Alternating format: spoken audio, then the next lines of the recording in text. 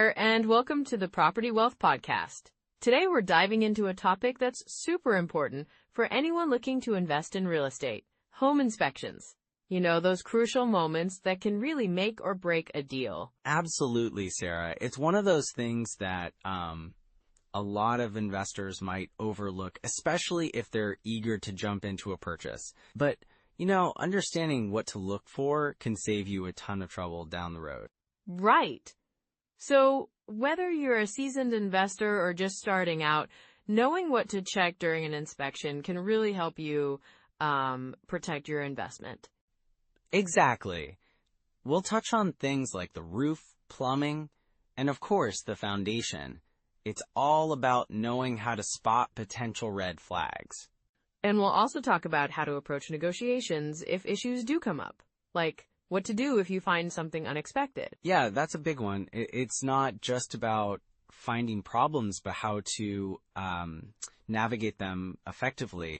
Plus, we'll share some tips on how to find a good home inspector. Someone you can trust to give you the straight answers. All that and more coming up. So, whether you're thinking of buying your first rental property or adding to your portfolio, stick around. There's a lot to unpack here. Let's jump right in. So, Mike, when it comes to home inspections, what do you think is the most critical area to focus on first? So, Sarah, when we think about home inspections, it's not just about checking for leaks or cracks, right? It's really about understanding the bigger picture, especially for folks over 40 who might be looking at their retirement timelines. Absolutely, Mike. It's like, this is a pivotal time for many people. They're thinking about how to secure their financial future, and honestly, a solid investment in real estate can be a game changer. Exactly. I've seen investors, even those in their 50s, who put off buying their first property, thinking they missed the boat. But the truth is, it's never too late to start building that wealth, especially when you're looking at property as a long-term investment. Right! And home inspections can help identify potential issues that could really bite you later on. I remember talking to a client who bought a charming, older home. They loved the character, but the inspection revealed some serious electrical issues that would have cost thousands to fix down the line. Yeah, and that kind of expense can really set you back, especially when you're planning your retirement. You want to make sure your investments are sound, not just pretty. And with inflation being a concern, real estate often acts as a hedge against that. It's like a shield for your savings. For sure. Think about it. When prices go up, so do rents. This means your property can potentially appreciate as well, and if you're renting it out, you can increase your cash flow. But if you skip that inspection, you might be missing out on some crucial information that could affect your cash flow. Exactly, and there's also the emotional aspect. Many people over 40 are thinking about legacy, right? They want to pass down something meaningful to their kids or grandkids. A solid investment property can be a great way to provide that financial security for the next generation. Totally. And I've heard stories from investors who bought properties specifically for their children. They used it as a way to teach them about managing real estate. Hands-on experience that can really set them up for success. That's a great point. And it's not just about the money. It's about the lessons learned and the security that comes from knowing you've invested wisely. I had a friend who bought a duplex, and after a few years, he was able to hand it down to his daughter. She's living there now while she saves up for her own home. That's such a smart move. And it highlights the importance of thinking strategically about your investments. Being proactive with home inspections can help you avoid costly surprises, so you can focus on the long-term benefits. Right. And with the current market shifts, it's more important than ever to do your due diligence.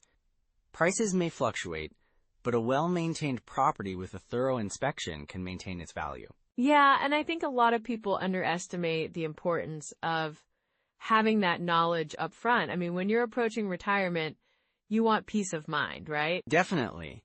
And knowing that the property you're investing in is structurally sound, free of major issues, and up to code can give you that peace of mind. It's like a safety net. And let's not forget about the potential for increased costs in repairs and maintenance if you don't catch those issues early. It's like, if you're looking at your retirement budget, unexpected expenses can really throw a wrench in your plans. Exactly. A good inspection can help you budget for repairs down the line, so there are no nasty surprises. You can plan for what's coming and allocate your resources more effectively. It's also about timing. If you're in your 40s or 50s, you might be thinking about how many years you have left in the workforce. Investing in real estate now can help you build a nest egg that allows you to retire comfortably. Yes, and those who start investing in their 40s can still see significant appreciation over the years. I've seen investors who bought in their 40s and ended up with properties that doubled in value by the time they reached retirement age. That's inspiring. And it's also a reminder that we need to stay aware of market trends. The sooner you start, the more time you have to ride those waves and benefit from long-term appreciation. Exactly. And, I think investing in real estate is also a way to keep your options open as you age. It can provide you with cash flow, and if you decide to downsize or relocate later, having that equity can be incredibly beneficial. Right. And it's really about creating a life where you can enjoy your retirement years without worrying about finances. A solid investment can help you travel, spend time with family, or even start new ventures. And, with the right strategy, you can create a portfolio that not only supports you, but also sets your family up for success. It's about building a legacy. Exactly.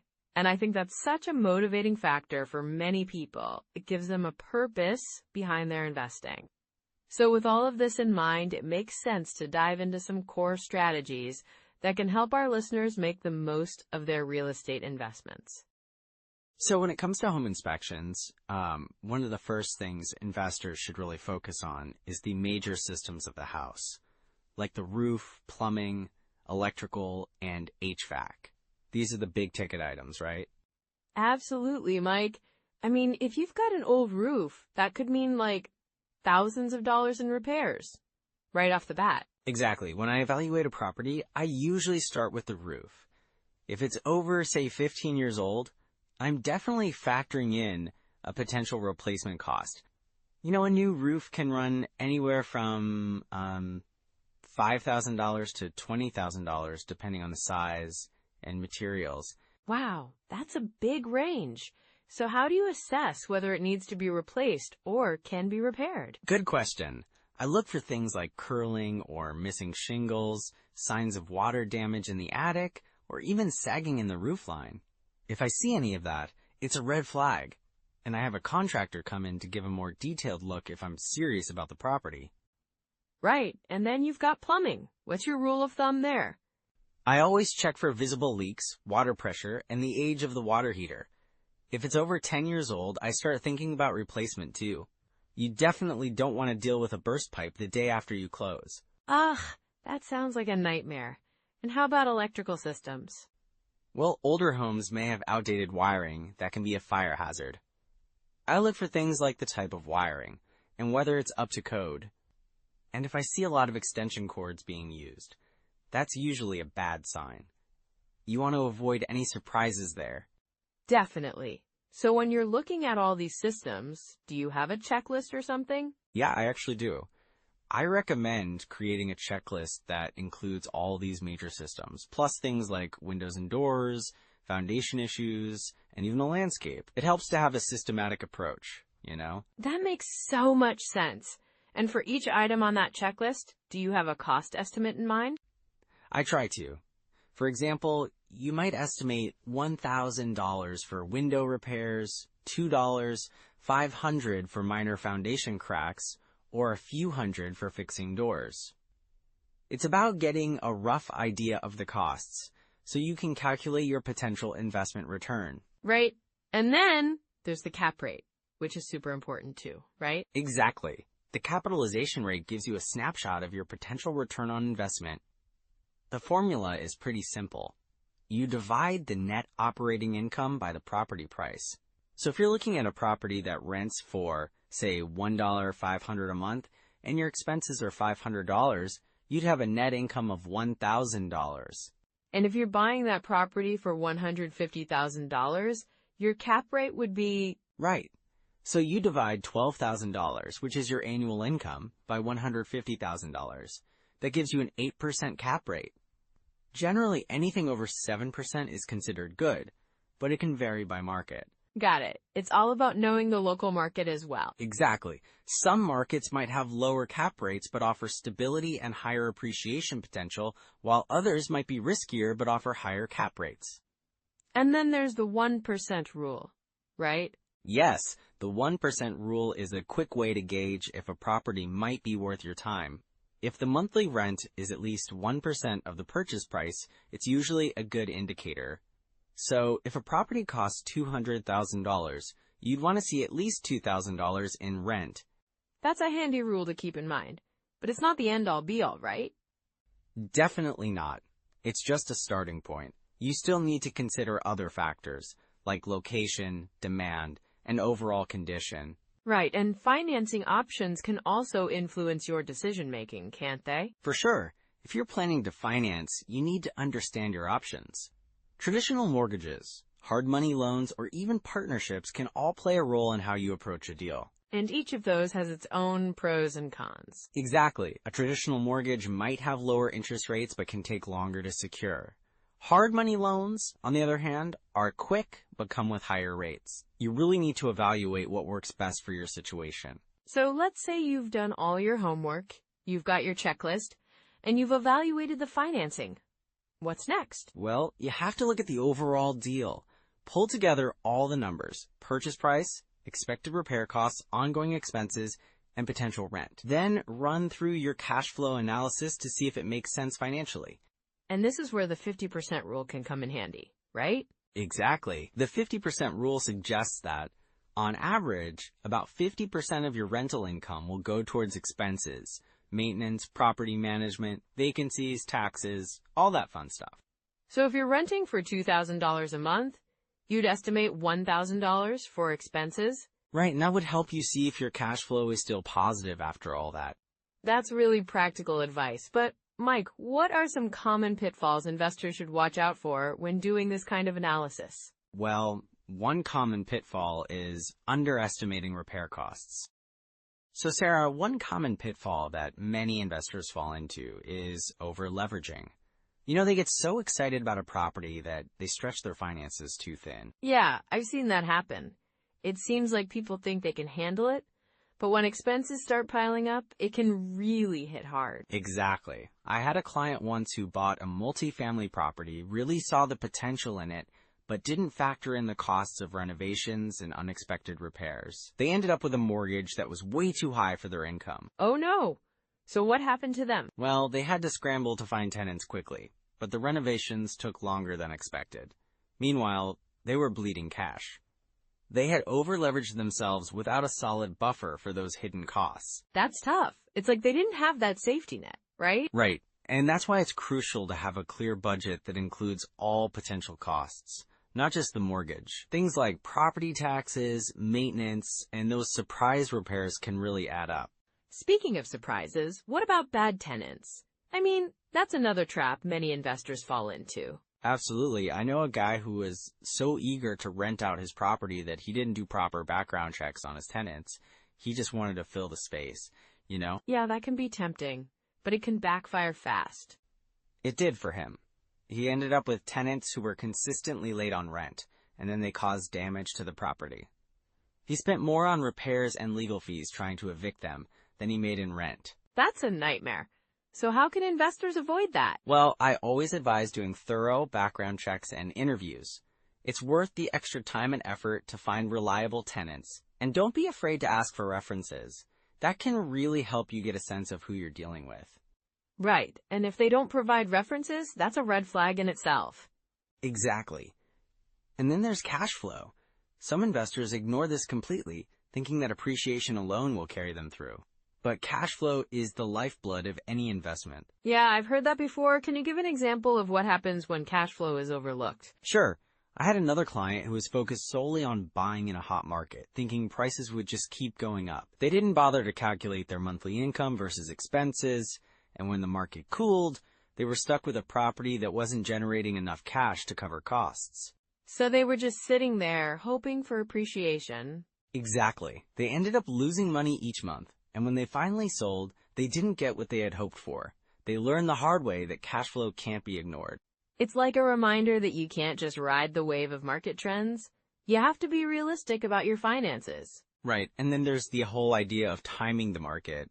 Many investors think they can predict when to buy or sell, which, as we know, is pretty much impossible. Yeah, it's a gamble, isn't it? It really is. I know a couple who waited for months, thinking prices would drop before they bought. They watched and waited, but when they finally decided to jump in, prices had actually gone up significantly. So they missed their chance. Exactly. They ended up paying a lot more than they would have if they'd just bought earlier. It's important to remember that timing is tricky. Sometimes it's better to just focus on the fundamentals of the property. That makes sense.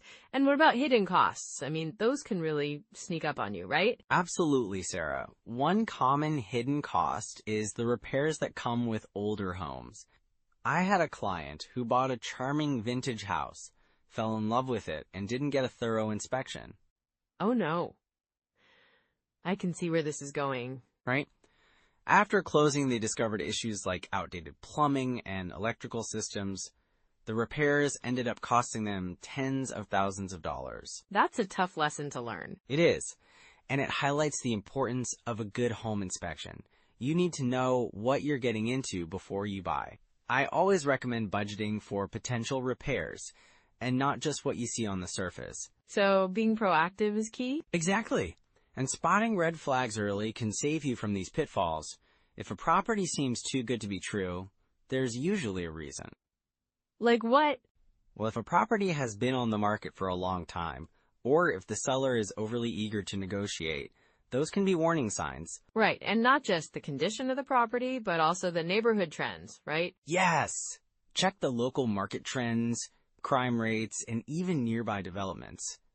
If there's a lot of turnover in the area, that might indicate bigger issues. So it's all about doing your homework. Absolutely. And when you do encounter a setback, it's not the end of the world. You can always pivot and adjust your strategy. That's encouraging. So if someone finds themselves in one of these situations, what's the first step to recover? Well, first take a deep breath and assess your situation realistically.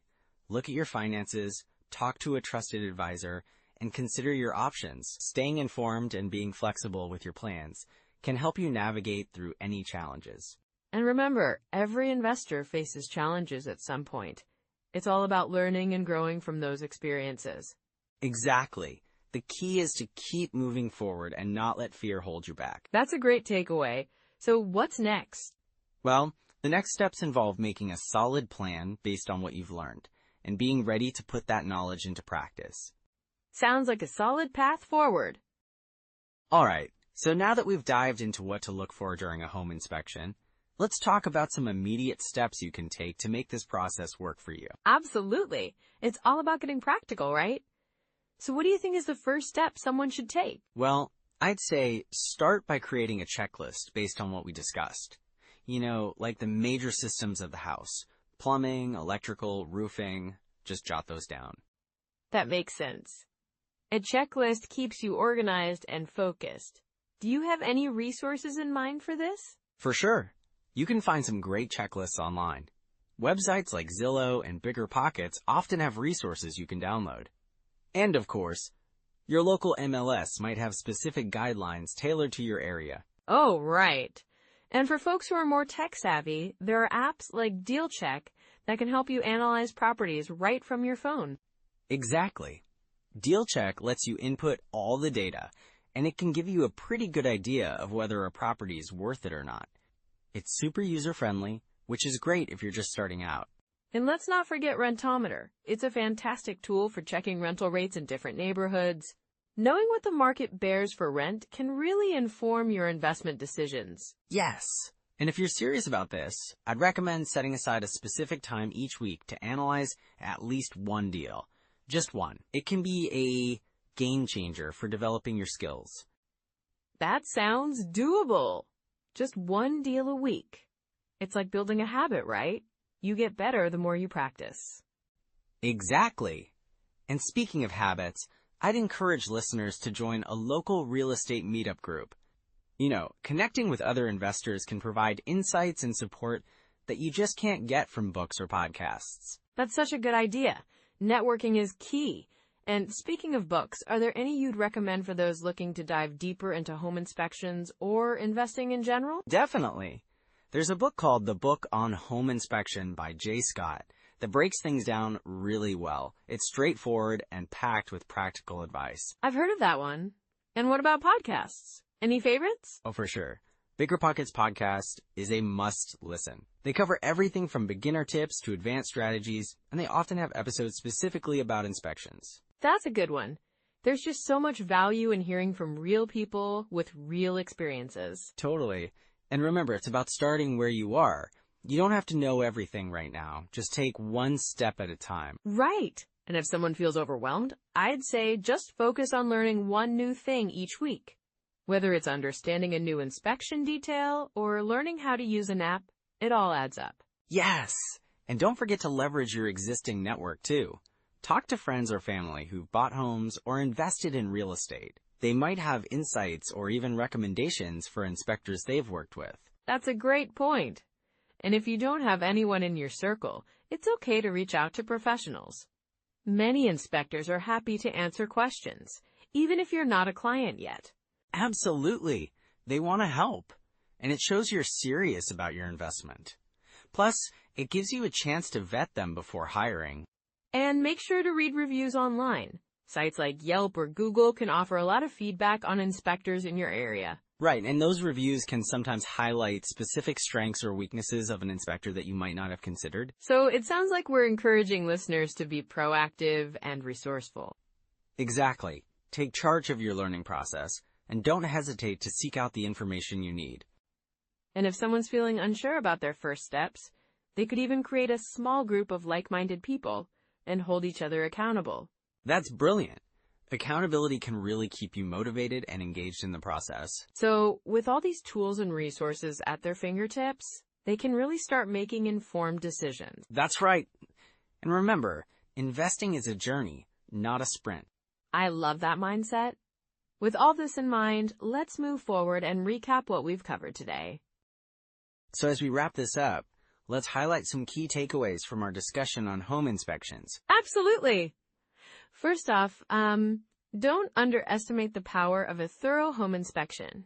It can really save you a lot of headaches down the line. Right, and remember to keep an eye on the major systems like plumbing and electrical. Those can be game changers if you need to make repairs later. Yes, and don't forget about the roof and foundation. They can be costly to fix if there are underlying issues. Exactly, and it's also crucial to stay objective during the inspection process.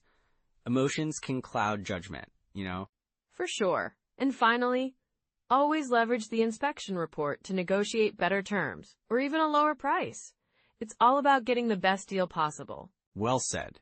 Building wealth through real estate is definitely a journey, but with the right knowledge and tools, it's so achievable. Yeah, and every investment you make is a step toward financial freedom, especially if you're over 40 and looking for a solid future. Absolutely.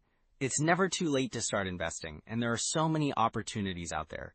So if you found value in today's episode, please give us a thumbs up, subscribe, and share your biggest takeaway or a question in the comments below. And don't forget to share this with someone you know who's over 40 and considering property investment. It can really help them on their journey. Next time, we'll dive into appraisal gaps and how to handle those low appraisals. It's going to be super informative. Looking forward to it. Take care, everyone. Bye for now.